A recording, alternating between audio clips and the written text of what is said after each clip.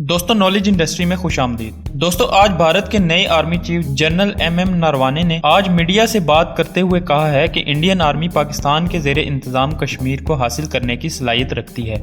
South Asian wire के मुताबिक media से बात करते हुए MM नरवाने ने कहा कि अगर भारतीय पार्लियामेंट हदायत दे तो हम पाकिस्तान के ज़ेरे इंतज़ाम कश्मीर पर दोबारा कब्जा करने के लिए कार्रवाई करेंगे।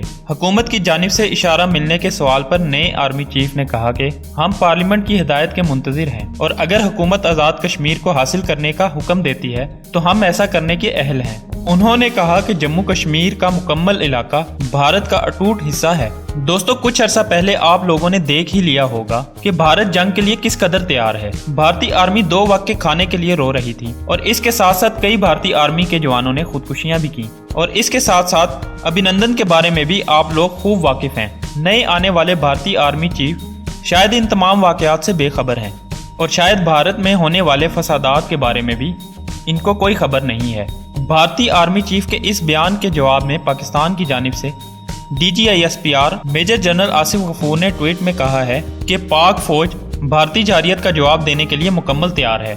DGISPR का कहना था कि भारतीय आर्मी चीफ अपने लोगों को खुश करने के लिए बयान दे रहे हैं। भारतीय आर्मी चीफ के बयानात मामूल की हर्जा सराई है। भारतीय आर्मी चीफ का बयान अंदरूनी मसाइल से तवज्जो हटाने की कोशिश है।